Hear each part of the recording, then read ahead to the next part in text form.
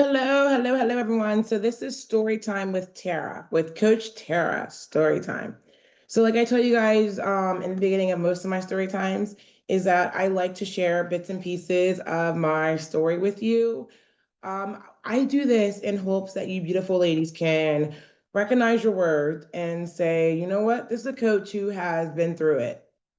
She has been through this. And if she's been through it and she's an average person, I can come out this as well, right?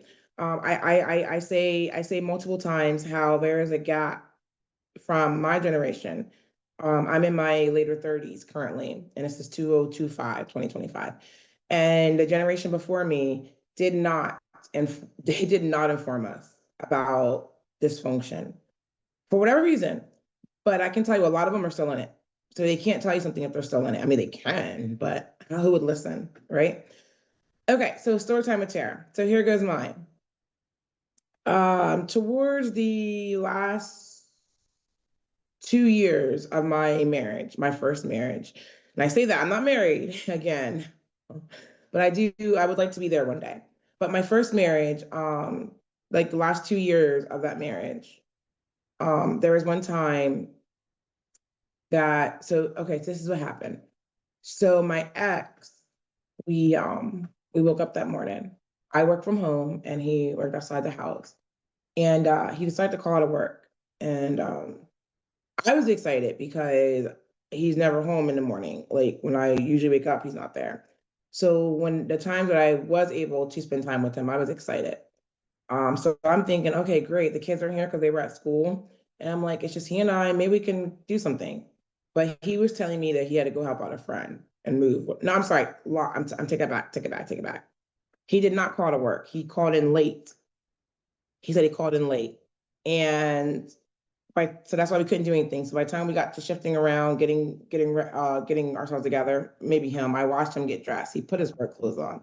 And I remember he's putting it on slowly, like it was just something was up. Right. So he goes and he goes off to work. And I gave it like an hour. I gave it like an hour. And something was like, call his job. So I call his job. And I don't know the staff there, but the staff knows of me on the morning shift because I would when I did call. So then, and so she was just like, "Oh, hey, no, honey, he called out today. He's not in today."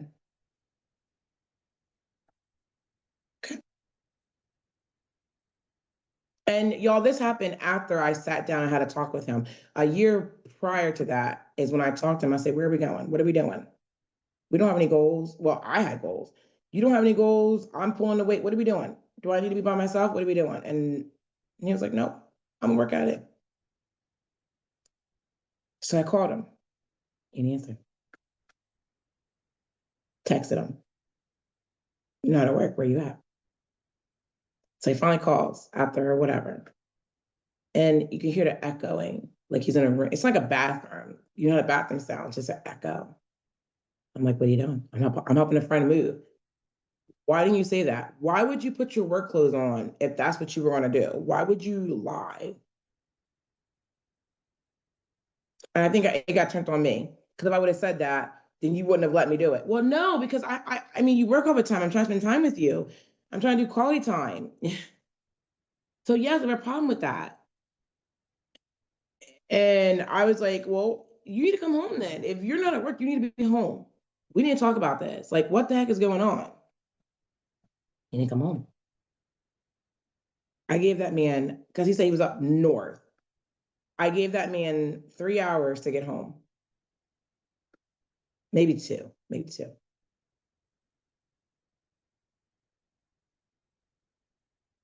Didn't come home. Kids start school this afternoon. So I think it's like 1 o'clock now. And y'all, I am not proud of any of my moves that I did. I'm not proud. But I did have a bottle of wine. I mean, I killed the bottle that afternoon. I killed the bottle. I know it's only one, but I killed that bottle of wine. And I said, he has 15 minutes to get here. And if not, I'm burning all his stuff. I sat in the garage, waited. No. Great. So I started in the garage. Anything that was his that I could grab, took it out to the back to my bonfire, my fire pit. Sorry, my fire pit. Took it up to the fire pit.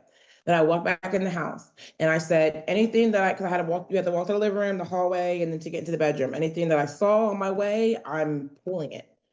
Y'all, I literally found at least 90% of his crap. Shoes, jewelry, work clothes. You don't care about work that much if you ain't there. Y'all should have seen me. And then I saw his fitteds. He has so many fitteds. Grab them fitteds, put them on my head. I have like, like that book, I don't remember the name, the hat. Remember the guy back when I was like, we were kids, the guy with all the hats and the monkeys? Remember he had the hat stacked up? That was me. I had all his hoodies. I mean, his hoodies. I did grab the hoodies too. I had all his fitteds on my head, just stacked up on my head. I took everything outside. And I played that Adele song.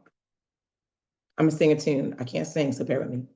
I set fire to the rain, watched it burn. Desire. I had that song on the speaker on repeat. Yeah, I had a moment and I burnt it. Whenever his stuff in the fire would start burning up and I needed more to put in there. But you know what I did, y'all? I did. Before I did this, I told him, before I had my crazy moments, I warned him. He liked playing. He liked playing. That's why I'm glad that I walked away. And I had him on, I recorded the video on Snapchat for him on his message, not publicly. And I recorded as I burnt it. I recorded as I'm throwing his crap into the fire. I'm just recording it. His precious jewelry. I love that he replayed it. I laughed. When I saw him replay it, a couple of them he replayed. I laughed. He never came home that night. Never came home that night. Never even explained. There was no talking about it. He was going to do what he wanted to do. And I remember when he did come home, I was upset. So I'm like, we're going to talk about it. He didn't want to talk about it. So I might have got a little physical. He's a bigger dude. So I wasn't hurting him. But I might have, got a little handsy. And he restrained me. He grabbed both of my hands and he pinned me on the bed. But we actually rolled into the floor because I wiggled. We rolled into the floor and he's still pinning me down. And I'm just trying to get out of his pin. Now, this is nothing aggressive, y'all. It wasn't aggressive. He was just restraining me. I don't like being restrained. So I'm trying to get out of this, and I might have been hitting him. I'm trying to get out of this. And he gets in my face. He said, keep your effing hands off me. Y'all, this man hasn't cussed at me. We had been together at that time. I said, 2 years before we called it quits? So 12 years. Been together 12 years. He has never used the F word with me. And I just remember being taken back, like, whoa, what is this? You didn't come home. You were lying. Yeah, I should have kept my hands off him. He's right. But why'd you cuss at me? That was him going backwards. He had been going backwards for a while. And I mean, you guys look at what's wrong with cussing. I'm not saying anything was wrong with cussing. Why are you cussing at me? I didn't cuss at you. Why are you cussing at me? It was enough for me to step back, and because I'm not dealing with the same man I married. I'm not. And so I began to wake up after that. And I didn't like that someone could take me to that point where I was burning up someone's crap. I have never burned up someone's crap. And I did tell my mom and sister. My older sister was with my mom that afternoon. And I also sent her a video, Snap. And then she called me. But no one helped me. Like no one said you need to get out of there. No one said, because it wasn't even that my family, I love them, but they're toxic too. They probably like the show. But it hurt that I was taken to that low point in my life. And I never wanted to be that person. And I shortly after that, I stopped reacting to a lot of things. I stopped reacting to a lot of things, which led it to be when you're, Lord, when you're with a narcissist, and I'm not throwing that word out. I'm serious. When you're with the narcissist,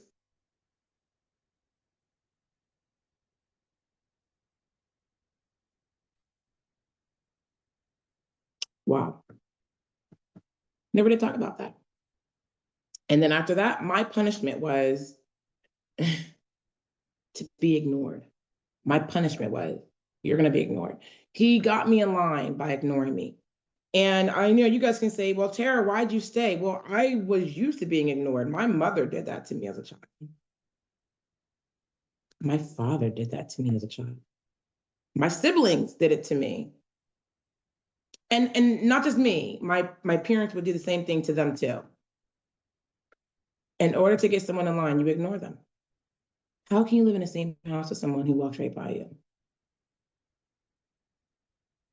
So I was used to silent treatment. I thought that was just a part of relationships. No, it's not. And it hurts when someone treats you that way. So that is my story time. I think that happened back in 2022, possibly 2022, 2022, maybe 2023, possibly, but I think it was 2020, 2022. Anywho, y'all, so that is my story time with Tara. The blessing is I'm out of it. No one deserves to be treated that way. Just for the record, I always came home at night. I never stayed home. I mean, sorry, stayed away from the home at night. Mm-mm. Especially not that late in it. Like, what are we doing? And you know what hurt? I'm going to be honest with y'all. You know what hurt was that when I finally decided to leave, I did it quietly because he wasn't going to let me leave. I did it very quietly because it was control. And I remember reaching out to my older brother, right? And I never had any proof of my ex cheating. I never had proof, except for, well, other than the lies, which we know. And I remember, and my older brother is, he's a Christian, and I love him, but he can be very judgmental. And I remember thinking, okay, I need to talk to my brother because I heard one of my family members told me that my ex had reached out to my brother, and I was like, I need to tell him what's going on, not specifics, but I need to let him know that when he contacts him, not to engage because I'm trying to detach. So when I called my brother, I was like, yeah, I'm about to go through a divorce, and he doesn't believe in divorce, and I get it. I get it. I didn't believe in divorce either. And I remember before I called my brother, I had found a bunch of Bible scriptures because you can't talk to that man about anything else about the Bible. And I remember, about to bring up I remember, hey, I'm about to go through divorce. And he's like, oh, well, did he cheat? And I'm like, not that I can prove. Did he put his hands on you? Not really. Well, then you don't have no grounds for divorce. Are you serious? Like, I have scriptures. You want to hear my scriptures? And I might have said one or two. And he's like, well, those don't apply to him because when he talked to me on the phone, he said that he wasn't following Christ. Well, this is news to me, brother, because we were going to church. Now, I'm not saying that going to church makes you a Christ follower, but this man was proclaiming Christ with me. So when did those scriptures stop applying to him? I didn't know he stopped following Christ. Shouldn't your wife know that? But I just remember my brother rejecting me because I didn't have proof. Because he had my ex had already reached out to him, and I guess that he wasn't cheating X, Y, and Z. Looking back, y'all, what do you think? But I often think about that sometimes, like, I really wish my brother stood up for me, my older brother, because going through the detachment, I had to put a PFA out on my ex. It got crazy, y'all. And I didn't have a man to stand up for me. And my ex is big, he's larger than me. I didn't have a man to stand up for me. Not my dad, not my brother. I didn't have anyone to say to him, leave her alone. So I had to go the court way. And it really hurts that I didn't have any help. But y'all, We're not going to let that get us down. We're going to keep moving forward. We're going to use all those as learning experiences, y'all. I'm not still there. And I left them. Like, y'all, like, it was the enemy. It was the enemy. I was sleeping with the enemy, Satan, face to face. Lies, lies. A marriage cannot last off lies. It's not. It's not. It's not. Then why lie? If you're lying, what you got to hide? So after I came out of it, there was so much stuff that I uncovered about this man that he probably doesn't even know that I know to this day. It is evil. Y'all, it's evil. It's evil. And it's not me bashing him. This is my truth. You know, he can make a video of his truth too. That's fine. But I know what I have to offer. I know what I bring to the table. And I have God by my side, right? As y'all do too. But yeah, so that's my story time, y'all. I just love getting truthful with y'all and sharing some of my stuff because there's stuff no one really knows. I don't think anyone really knows about this. I mean, now they do because I've shared it publicly, but I knew my family knew about this, maybe one or two close friends. But other than that, I kept the stuff to myself. I never wanted to tarnish somebody's name, but I did at my cost, my peace, my sanity. Because that marriage required my nervous system to always be on a merry-go-round. There was games, head games that got played. Y'all don't understand. Coming out of it, I had PSTD, and I know I'm not being extra. I'm fine now. I'm healing. I'm fine now, but y'all, it was hard. So I'm saying this because ladies, come out of it. If it's not good, it's toxic. Come out of it. Why are you staying in it? I know why. It's all you know. It's all you know. And then you have a scarce mentality that this is probably the only happiness that I'm going to have. I was there. And it's not. Mm-mm.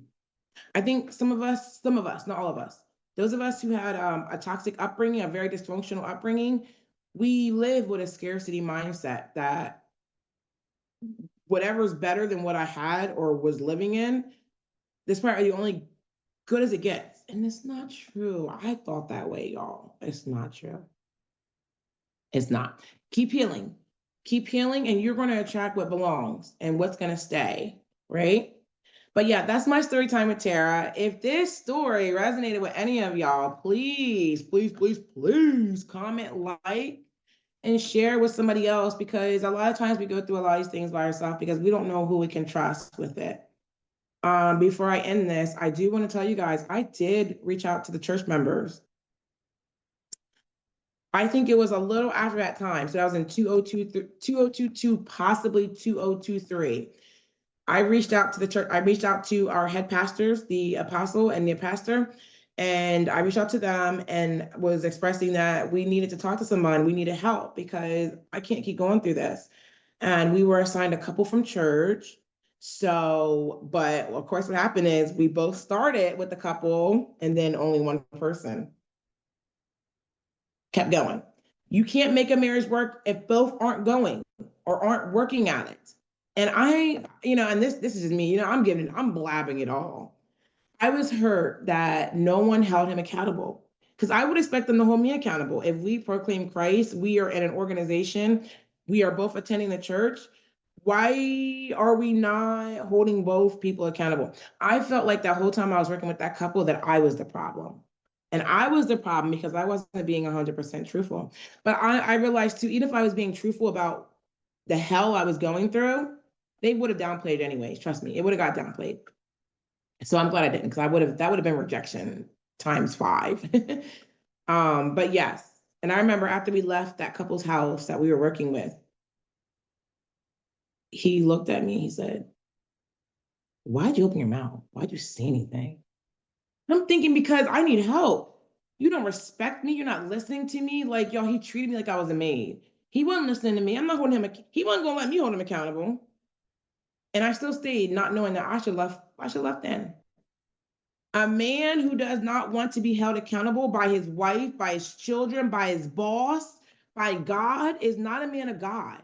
That is not a man of God, or a person, even if it was a female, that is not a woman of God. If they don't want to be held accountable and you can't hold them accountable, that relationship is not going to work because one person's going to keep doing what they want to do. And then my option was this: I can stay with him, and while he's doing what he wants to do, I can go do what I want to do. That is not what I wanted, y'all. I wanted a marriage that was us. I could have been out there doing my thing too, but I didn't. What's the point of being married? And I said that to him multiple times. Like I feel like we're boyfriend and girlfriend. And if we're that, then we need to get a divorce so we can be boyfriend and girlfriend. I can leave. But if we're in a marriage, then we got to work at this, y'all. I cannot stress how hard I fought for my marriage. But I didn't want to see my marriage end. I fought for it, but while I'm fighting, he's destroying. We weren't getting anywhere. So when I left that marriage, I left with a degree and a half because I'm almost done my master's. I left educated. Um, a lot of people don't know this. I was ordained. That last year that I was with him, I was ordained. I went through the teachings, I went through the assignments, I went through the whole shebang. And I became an ordained minister in the counseling field in church. Very, we didn't celebrate, I didn't celebrate that accomplishment. No one, we didn't celebrate it.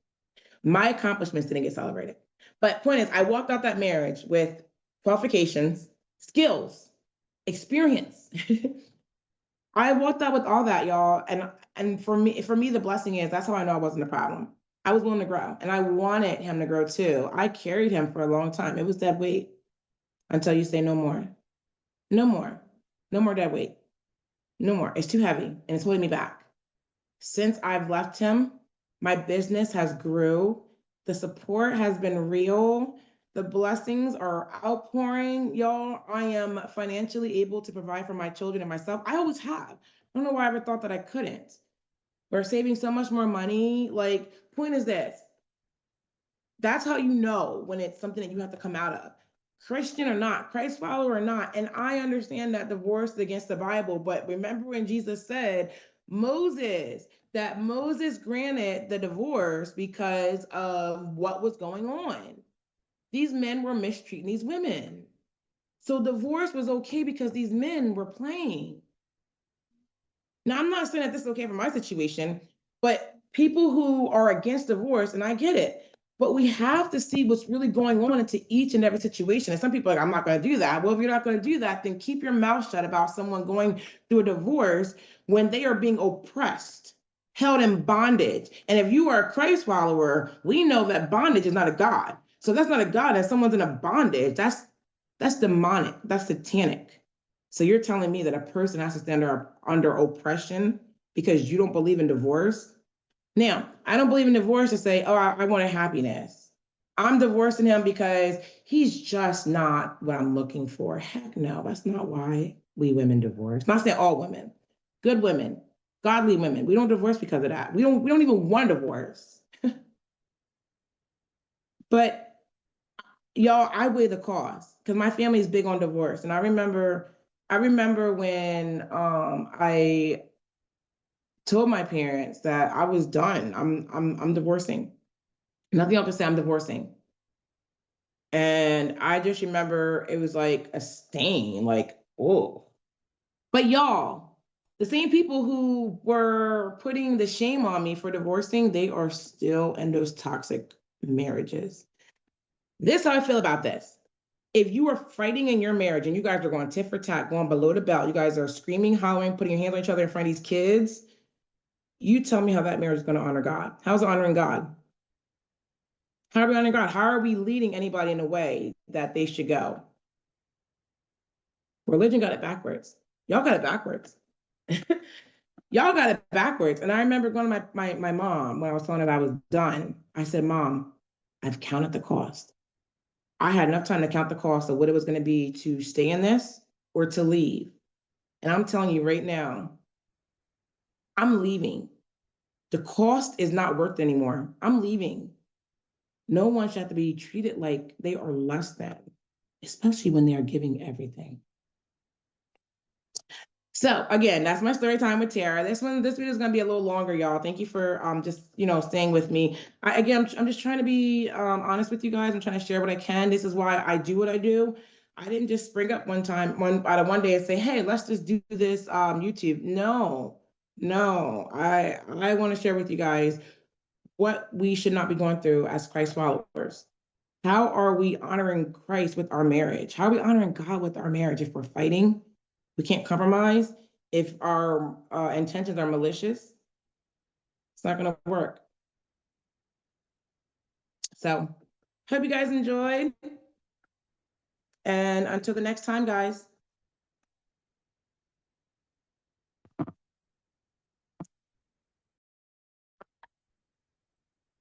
Hello, beautiful ladies. Did any of this information resonate with you? Helped you in any way?